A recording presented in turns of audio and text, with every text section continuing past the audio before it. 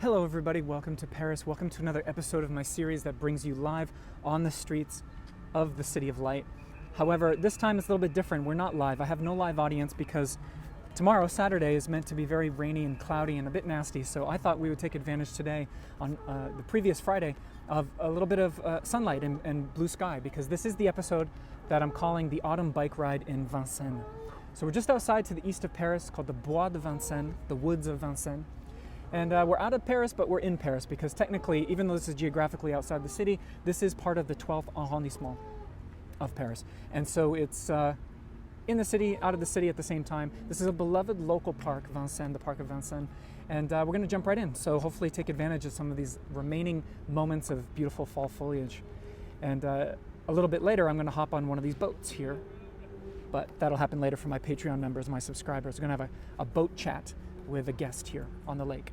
So let's get started. This vast terrain, it's an enormous area. In fact, the Bois de Vincennes, this park in its totality, is the same size as the first 6 arrondissements of Paris, the first 6 central districts inside the center of town. And so it's vast, and it's got a zoo and a velodrome and a botanical garden and a farm and all kinds of stuff. But today we're just going to ride around this lake, and in fact here on the left-hand part of your screen, that's one of 2 islands suspended here in the middle of the lake, man-made islands. And so we're going to explore all that by bike.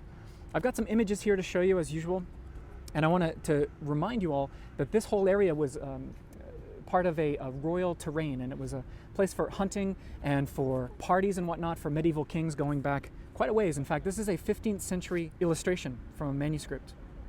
And you can see that it was the Chateau de Vincennes, which is partly still standing in the distance in this image. And then, of course, one of the classic royal hunts that would have taken place. So that's from the 15th century. If we fast forward a few hundred years, you've got a gentleman, let me focus there again for you, there we go. A gentleman that many of you heard of, Mr. Napoleon III, as Emperor of 19th century Paris, and his gentleman Baron Haussmann. They were in charge of rehabilitating Paris through many different avenues, literally different avenues sometimes, but they wanted to rehabilitate and reorganize and construct some of these green spaces, in this case for the blue-collar eastern suburb of town. And so Napoleon and Haussmann employed this gentleman who was called Jean-Charles Alphand. Try to brighten this up for you so you can see this stylish chap. So Mr. Alphand was the specialist back then creating man-made parks. And he built several. He was famous for several in Paris. And so he is going to create all of this loveliness that we're enjoying today.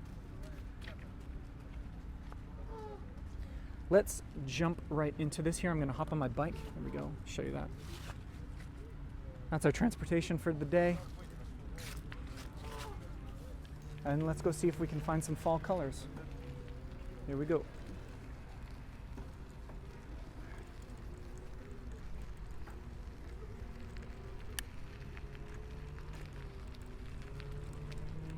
As you can see, this red one here is a highlight across the water. Absolutely stunning.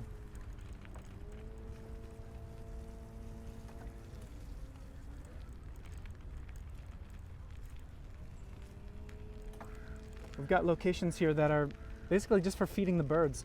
So there are swans, there are geese, there are ducks, there are pigeons who come, especially on the weekends, for families to come and interact with them. And those boats are for rent, 7 days a week, from I think 10 in the morning till about 8 p.m., except for when it gets dark, I think, in the winter months. But yeah, daily you can rent those boats, and that's what I'm going to be doing later with my guest and a tinsman when we do our Café Chat, or in this case, a boat chat, and that's going to be for my Patreon subscribers.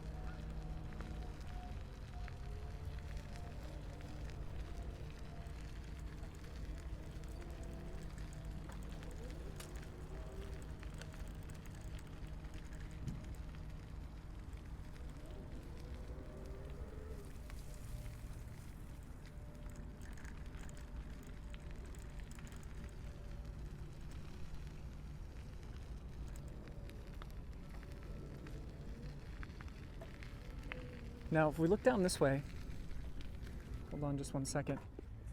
So there's not much there nowadays, but in that direction there used to be, during the Colonial Exposition of 1931, there was a vast palace, actually several structures built in that direction.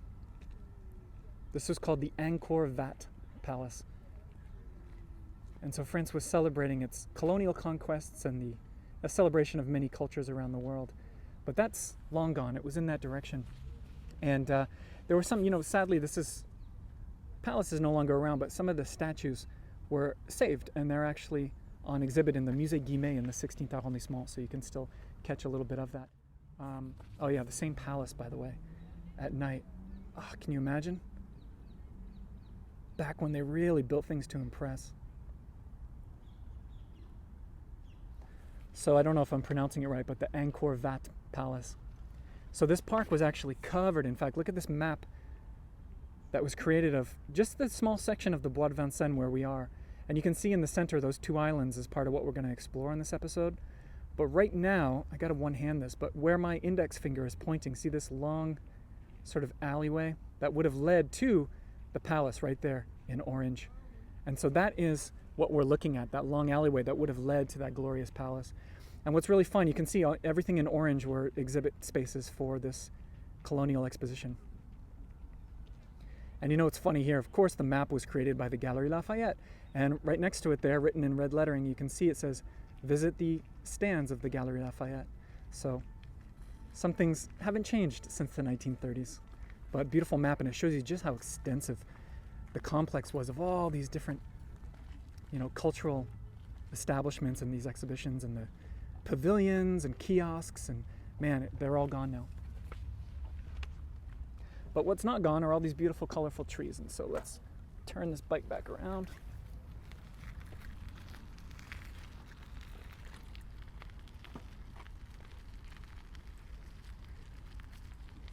And if we're lucky, we'll get another glimpse or two of the sun.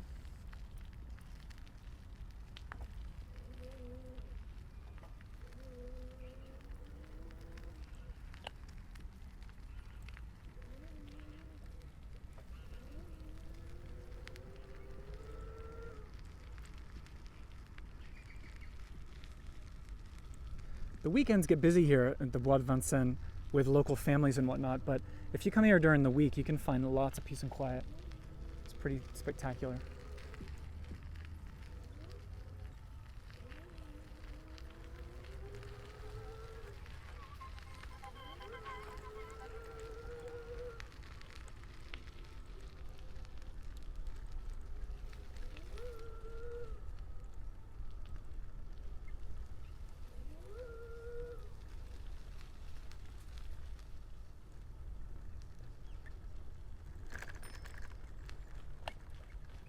That's some good color for us as we go by.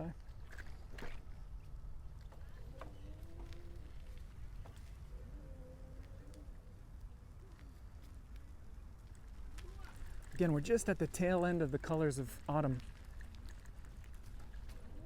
But I would have really regretted if I hadn't popped off an episode to enjoy what's left here. There's a chalet there that you can eat at. That's on one of the two man-made islands that Napoleon and his crew were responsible for creating. And we'll head over to that island. I'll show you that chalet a little more closely.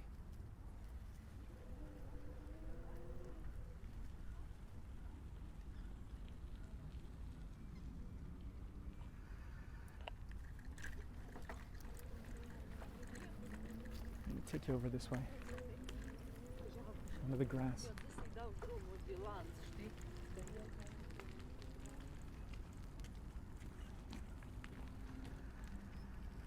This view is worth it.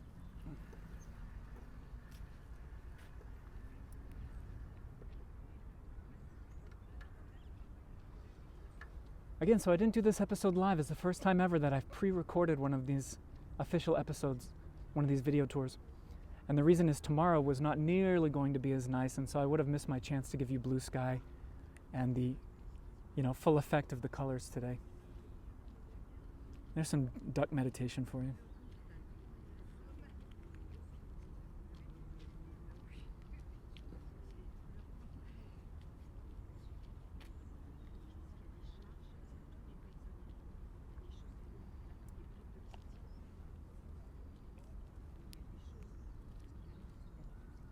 Anne Hidalgo, our current mayor, when she started her term as mayor of Paris a few years ago, one of her initial goals, or one of her hopes, was to create part of this, or cordon off part of this lake here as public swimming, or for public swimming. And turned out to not really work ecologically, and they couldn't work out the sort of like the impact it would have on the wildlife, and if it would be hygienic enough for the people and the animals and whatnot. So Hidalgo had to scrap her plans to make this sort of a human swimming pool. Would have been great during the summer, but I think maybe it's best that they left the wildlife to it.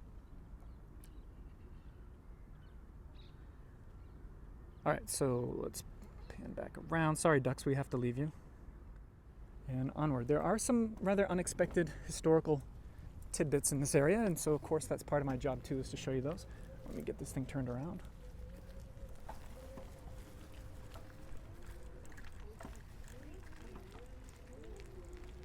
Beautiful willow tree, or a couple of them here. We'll drive through.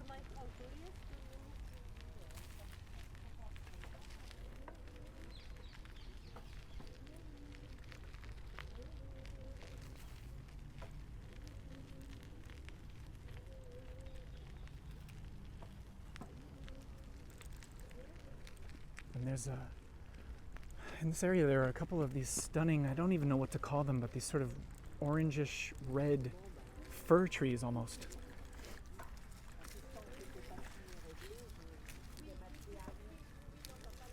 I'll back up a little bit so I can show you the full view, but it's pretty spectacular. There you go, let me give us some perspective. Look at that.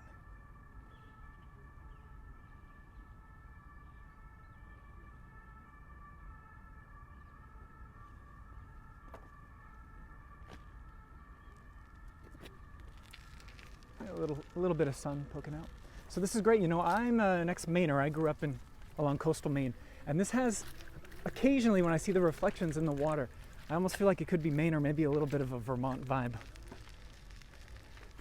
I know you can't beat the northeast of the U.S. for foliage, and in fact, this year in Paris we haven't had particularly great fall colors because of a rather rough summer that we had, but we're enjoying what we can here. This is all about gratitude for what we do have. So speaking of what we do have, let me pop the kickstand on here.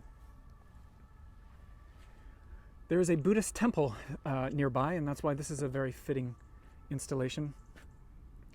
And you can see a very Eastern Buddhist vibe. And then this says various things like, basically it's a group that represents Zen pilgrims.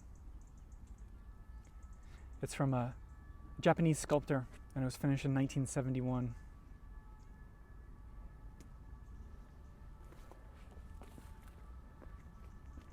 And so the links to Buddhism ties a bit into the idea of that colonial exposition of 31, and that's a nice composition right there, isn't it? Lovely. And I'll show you a little bit, I'll give you a glimpse of the quote-unquote Buddhist temple that still is in this area, tucked away behind this sculpture that we're looking at. Not the easiest thing to find, and actually not very easy to visit. So only particular times of the year are you able to visit that, but this is a nice reminder that we are in fact in sort of Buddhism territory. And let me get back on the steed here. Stunning trees. Beautiful.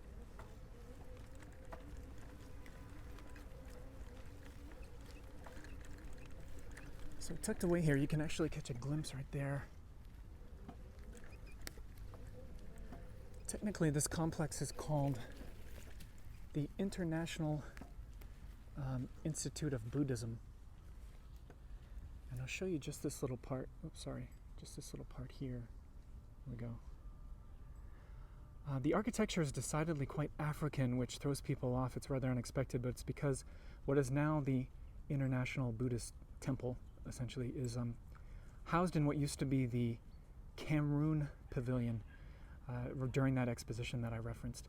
So this was African inspired to represent Cameroon, which France had very close ties to. Inside one of these buildings, is it this one or the other? I'm not sure, is the largest Buddha in all of Europe. like in terms of an actual statue of Buddha. So I'm going to take us over to the gate, and I'll show you a couple of images to help you work out what's going on here. Beautiful sun coming through there. Wow. So thankful for this day. Look at this.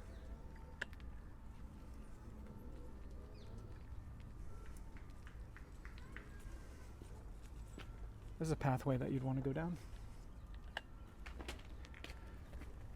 All right, park the bike, and again, I can't get through the gate, but I can show you some stuff here. So there's that. It's like a Buddhist complex.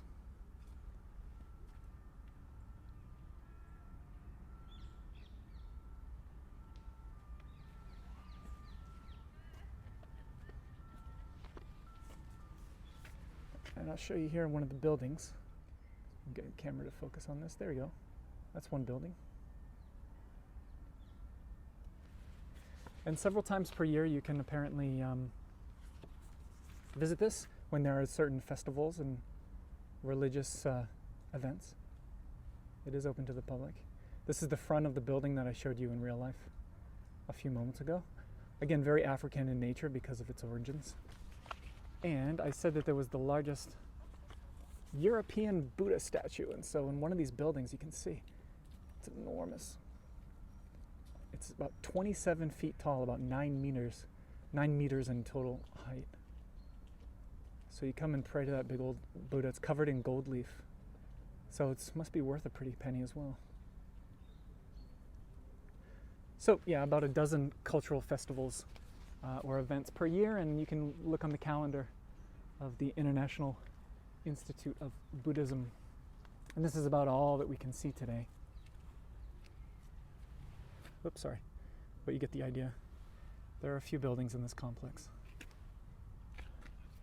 And they'll be doing work on it for the winter, so there you go. And I'll give you a look at the fence.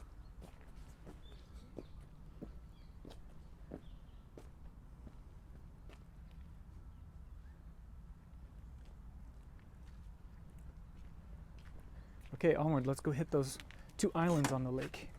Speaking of the lake, if you are a Patreon supporter, my beautiful frites, as they call themselves, you'll want to stay tuned because I will also pre-record for you a Café Chat, but this time on a boat, one of the boats that you can rent on the lake with one of our own frites, Anna Tinsman, the great superfan Anna Tinsman. Oh, I do want to pull you over here. Got a little bit distracted with my self-promotion and all. Gotta show you this view. Here we go. Look at that. I gotta park the bike here.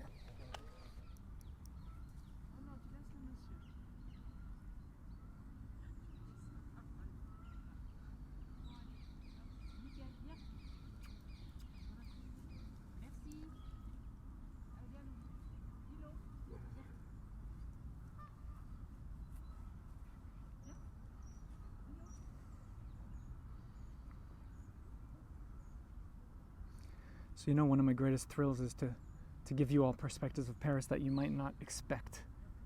And this is certainly falling into that category.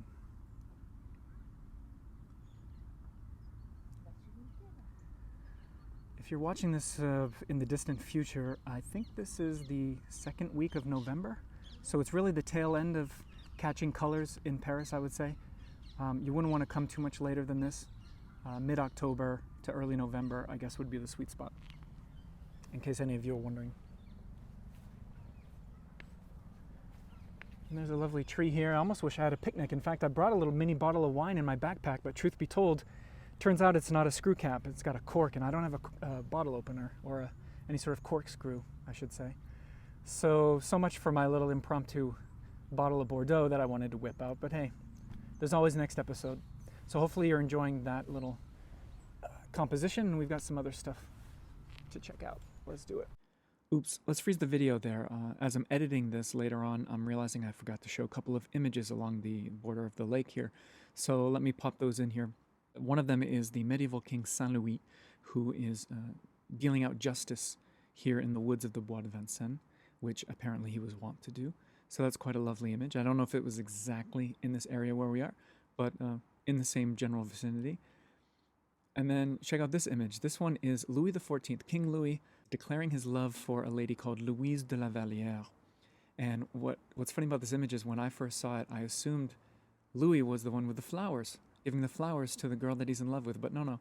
Louis is actually sat down in orange, and the servant, of course, is delivering the flowers to the ladies. So I don't know if that's classy or really lame. But there you go. That's Louis XIV declaring his love for Louise de la Vallière, who I'd never heard of before this, honestly. I don't know what she went on to do historically, but apparently the king was into her. So just wanted to squeeze those two images in and, on to the rest of the episode. Back onto that beauty.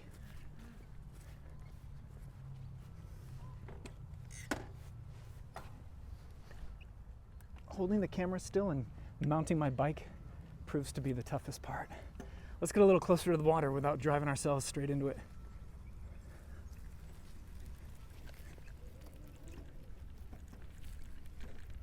Ooh, look at the light cutting across there with those shadows. Oof, that's what it's all about.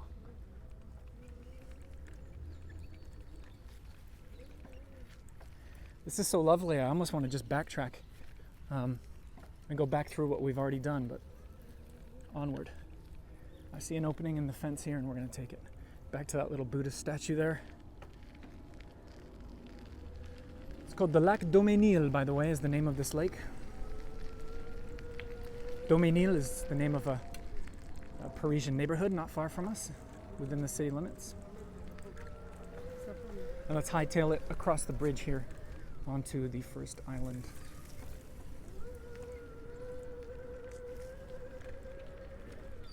They're doing some work here on the bridge, so it's not the prettiest bridge you'll see this time of year.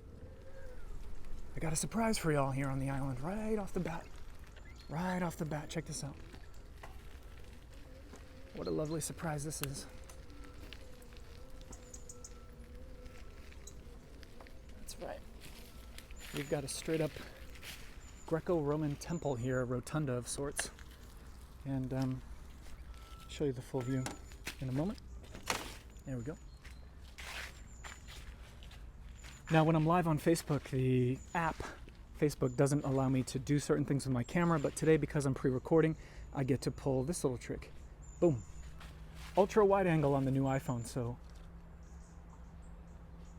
isn't that just pretty splendid? Let me get down low here. This was designed by a gentleman who, in Paris history in the 19th century, he was one of the big names. His name was Davieu. Davieu was responsible for designing a lot for Haussmann and Napoleon III, including park benches and fencing and, the street lamps of Paris, etc., and also some of the great fountains. The Fontaine Saint-Michel in the Latin Quarter that many of you are in love with. Same guy, Davieu, and he did some of the fountains as well that we talked about in a previous episode. But I think I'm going to keep it on this ultra wide because it's pretty fitting for this little temple. This is called Le Temple de l'Amour, the Temple of Love.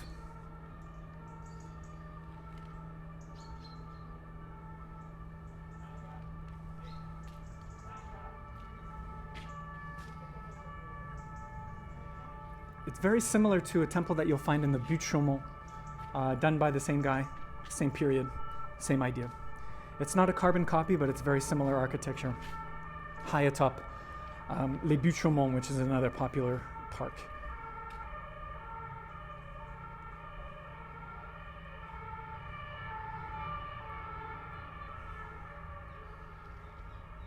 And you can hear the city is not too far from us.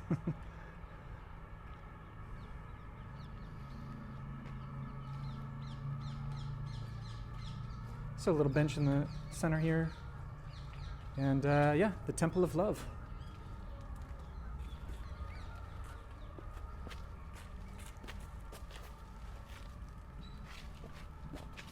C'est bon, merci. Merci, madame. Just dynamite views on this beautiful sunny blue sky day. We're not done yet. I think I'm going to keep it on the ultra wide because we're going to need it when we get down here. There's another little surprise.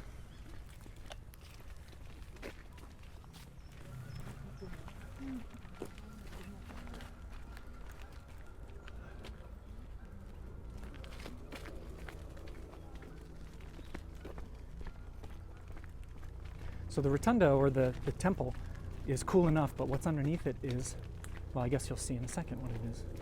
But it's really worth the detour. Look at this. It's a man-made grotto.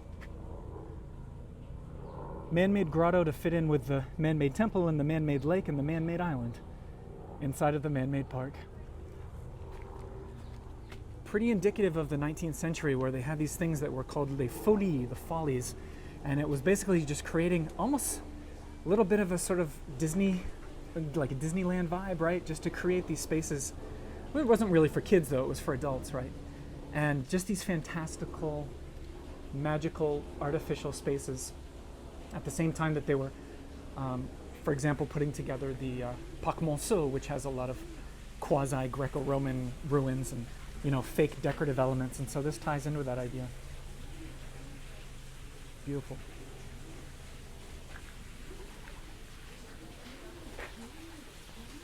When you talk about the hidden parts of Paris, this is right up there. So let me park my bike and I'll give you a proper view. You can hear the waterfall, right?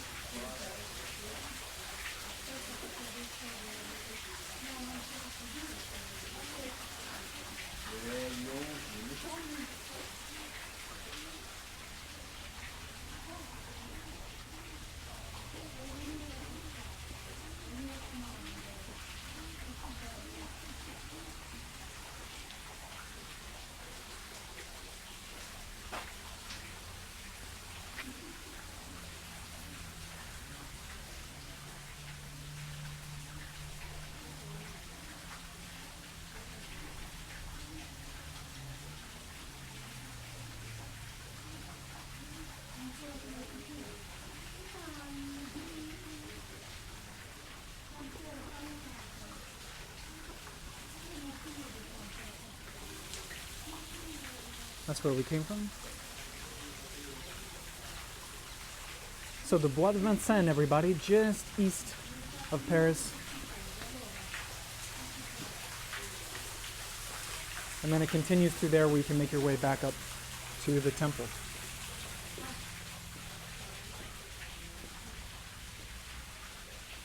Nice little lover's getaway, to be honest, on an autumn afternoon like this.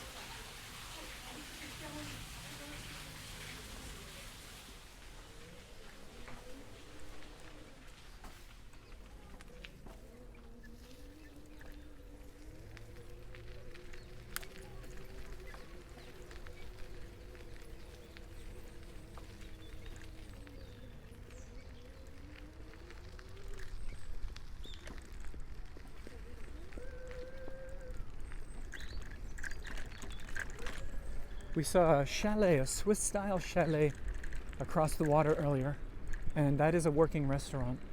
And so I'm going to pop us over there because it's definitely worth a look. It's a restaurant and an event space as well, and you'll see what I mean when we get there.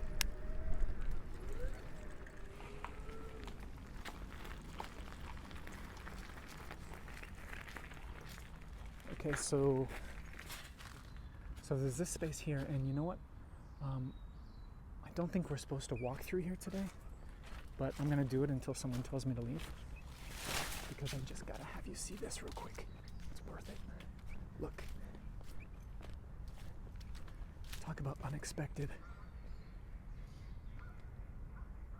I guess this is some sort of stove or a fireplace.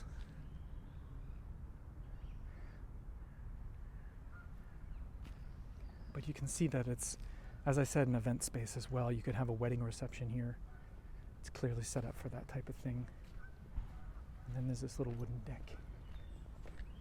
And I assume someone's going to kick me out of here, but before they do, look at that. Beautiful. Plan another one of those old stoves or furnaces or something. Look at this.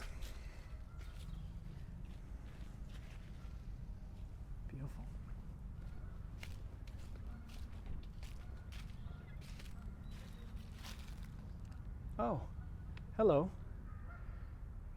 Maybe it's not what I previously thought. Okay. Back to the Buddha theme. I get it.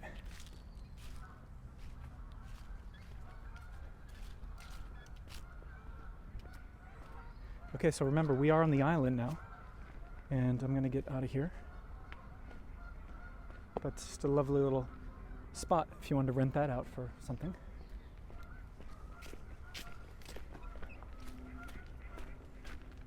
Back on the bike. Oh, we didn't get yelled at after all. So I'll show you the actual restaurant.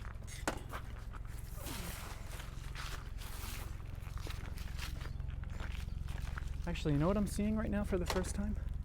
Hold on, I'm going to park the bike. Look at this, there's a little staircase. Let's see where that leads us.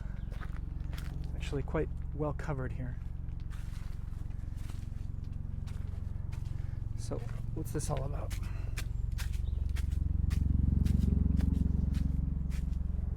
Still very well covered. Ooh, look at this.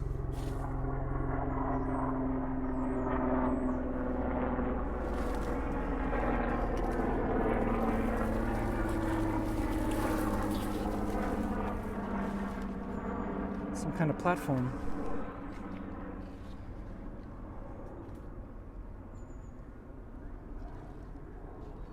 This is what it's all about, right? Exploration. So that's where we just were. And this is not even sure what it is. Some sort of little balcony or a terrace, as you can see, and that's where we came through. Lovely.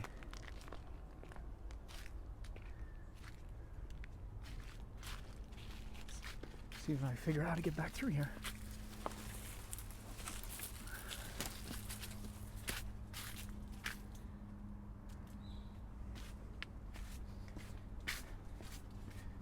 Okay, well, there you go. You think you know a place and then you find something new. That's pretty classic, isn't it? I can just sense that I'm running long as usual. I'm sure Anna will understand. She's been a long-time follower and she definitely knows what's up. Let me turn around here and show you. This is the parking lot, essentially, for the restaurant. I don't want to bother anybody, but I'll give you at least just a little peek. Sorry, my dismounting on my bike is pretty sloppy today, to be honest. So, restaurant there to the right.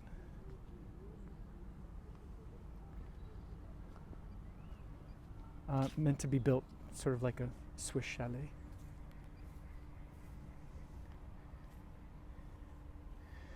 Chalet, that was the restaurant, was the building itself purchased by the city of Paris for the Universal Expo of 1867. So not the colonial one that we've been talking about, but a different one. So again, this is a place where you could just eat on an average day or grab a coffee on the island or arrange some sort of event, probably. Space there as well. It's just, you know, you see these spaces and you're like, wow, Paris is everything that I thought it was, but then also it's that too. Here's another grand space. I mean, you can have a big old shindig here. Have yourself a wedding reception for the ages, or, you know, a freak meet for the ages. What I love here too is, let me zoom out for you here. Look at this big mass, okay? So when I saw this, I was like, ooh, there's a doorway there, so we're definitely going through it. And I didn't know what to expect, and you come through, and it is just another space. You know, put food here, or maybe the caterers could have their stuff tucked away here underneath this enormous bit of shrubbery. So it's nothing pretty to look at right now, but I think it's just really neat that it's very conveniently hidden under all that vegetation.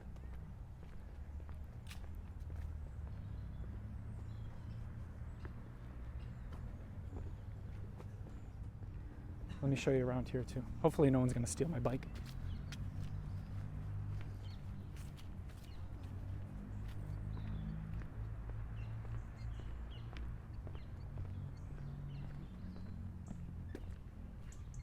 So yeah, this place can clearly accommodate hundreds of people.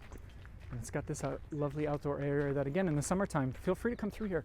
Pop over the bridge that we rode over and enjoy a coffee off the beaten track. You know, if you feel like you've seen a lot inside of the limits of Paris, just pop out here to the Bois de Vincennes.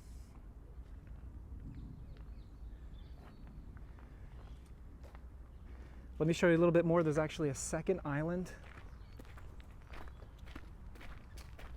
Look at this killer little birdhouse, by the way.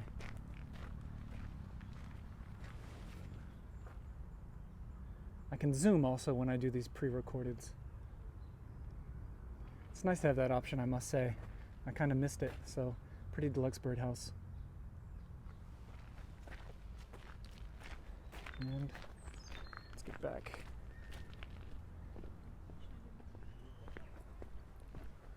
So I think what I'm gonna do is, because this is running so long, I'm gonna sign off to all of you public viewers, and I'm gonna turn the rest of this episode on the rest of these two islands into the tour extension for my frites.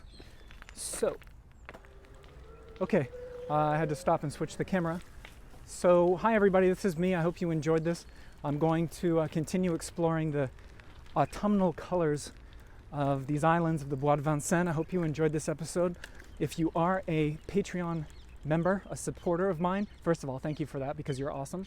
And then second of all, pop over to our Café Chat's private Facebook group, because I'm going to put the continuation of this pre-recorded video over there for you to watch, and then after that you're going to watch a boat chat on one of these little rowboats here on the lake. Anna Tinsman and I are going to have a chat. She's got some interesting stuff to talk about, and we're going to see if we can, you know, keep from dumping ourselves into the lake. So it'll be the first ever boat chat for A French Frye in Paris. Thanks everybody. If you enjoyed this, you can follow me, all kinds of links in the descriptions and whatnot. And I think I'll stop here with the sun blaring into my eyes. But this cold November, I'll take a bit of sun in the eyes. Thanks everybody. Take care, and I'll catch you on the next video. If you can't bring yourself to Paris, I'm going to keep bringing it to you. Take care. Have a good one.